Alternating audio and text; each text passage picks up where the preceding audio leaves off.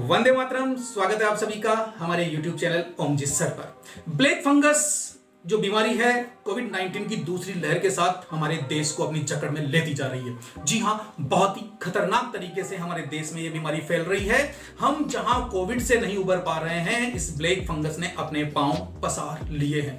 6 महीने में जितने केस हमारे देश में आते थे, उतने केस एक दिन में इस ब्लैक फंगस के आने लग गए हैं। ब्लैक फंगस का वैज्ञानिक नाम है म्यूकरमाइकोसिस। जी हां, चेहरे, नाक, आंख और दिमाग में फैलकर इन अंगों को नष्ट कर देता है ब्लैक फंगस। बहुत ही खतरनाक बीमारी है। इसके बारे में संपूर्ण जानकारी हम आज की वीडियो में आपके सामने लेकर उपस्थित हैं और देखते हैं, समझते हैं कि क्या है ये ब्लैक फंगस, कैसे फैलता है, क्या लक्षण है इसके और किन लोगों को इस बीमारी से सावधान रहना चाहिए, क्यों खतरनाक है ये बीमारी और इस बीमारी का इलाज किस प्रकार से संभव होगा और हमें क्या सावधानियां रखनी चाहिए। इन सभी बिंदुओं पर हम चर्चा करते हैं। चलिए शुरू करते हैं।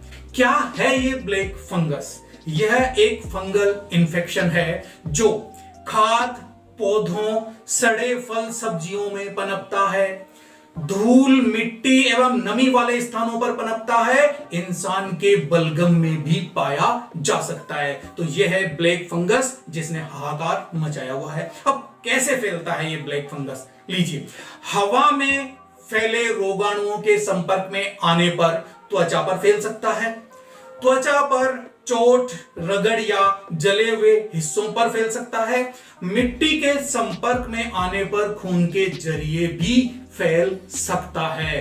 अब क्या है इस बीमारी के लक्षण, उनको भी हम देख लेते हैं।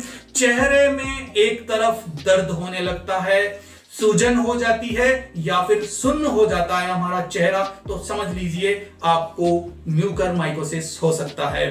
दांत में दर्द हो, चबाने में दर्द हो, दांत हिलने लगे, उल्टी में या फिर खांसने पर बलगम में खून आए, आंख व नाक के पास काले धब्बे व सूजन आ जाए, चेहरे पर घाव हो जाए, धुंधला दिखाई देने लगे, तो समझ लीजिए कि ऐसा हो सकता है कि हम ब्लैक फंगस के शिकार हो गए हों। अब यह ब्लैक फंगस किन लोगों को ज्यादा होता है, किन लोगों को इससे ज्यादा सावधानी रखनी चाहिए, इस पर भी चर्चा कर लेते हैं। बीमार लोगों में ब्लैक फंगस आसानी से फैलता है। डायबिटिक मरीजों को ज्यादा खतरा है। कोविड के बाद रिकवर मरीजों को जिन्हें स्टेरॉइड दवा दी गई हो, इनमें भी डेक्सामेथासोन और मिथाइल प्रेडनिसोलोन इत्यादि दिए गए हैं उनको। जी हां, जिन्हें ऑक्सीजन पर रखना पड़ा हो या जिन्हें लंबे समय तक आईसीयू में रखना पड़ा हो, उन लोगों को कैंसर, किडनी इत्यादि ऑर्गन ट्रांसप्लांट करवाने वाले मरीजों को भी इससे सावधान रहना चाहिए और इनके साथ ही सावधान रहना चाहिए कमजोर इम्यून सिस्टम वाले मरीजों को। जी हां, अगर हम में ये सारी कमियां हैं, हम बीमार रह चुके हैं और आईसीयू में रह चुके हैं, ऑक्सीजन हमको चढ़ाई गई थी, कोविड के शिकार हम हो चुके हैं, तो हमें बहुत ज्यादा सावधान रहने की जरूरत है। अब ये ब्लैक फंगस खतरनाक क्यों है, चलिए इसको भी देख लेते हैं। देखिए, कोरोना हमारे शरीर के प्रतिरक्षा तंत्र पर हमला करता है और स्टेरॉइड भी प्रतिरक्षा तंत्र को कमजोर कर देते हैं, जिससे हमारा इम्यून सिस्टम कमजोर हो जाता है और हमारे शरीर में पहले से मौजूद बीमारियां हैं वो जोरदार हमला करती है।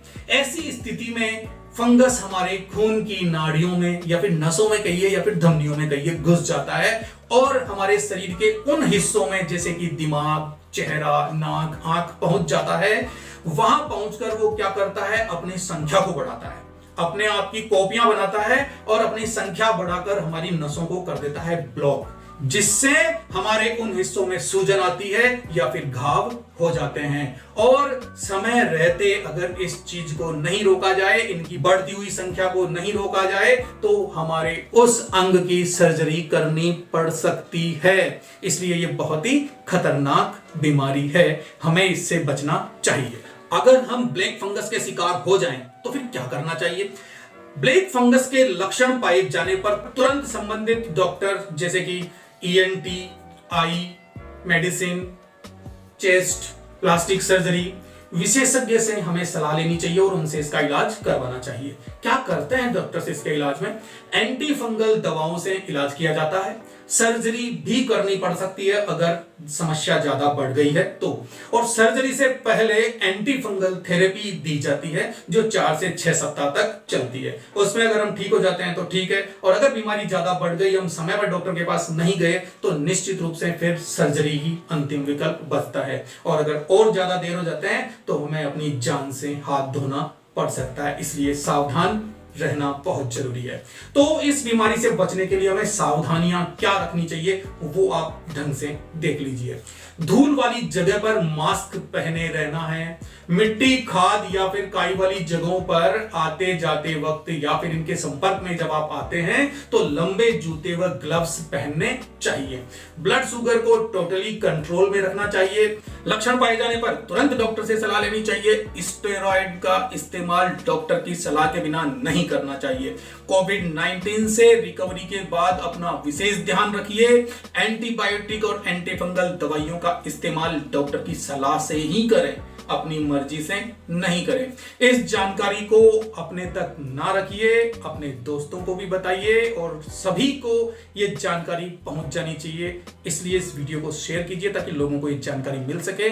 आपका एक शेयर कई लोगों की जान बचा सकता है। धन्यवाद। सुरक्षित रहिए, जागरूक रहिए।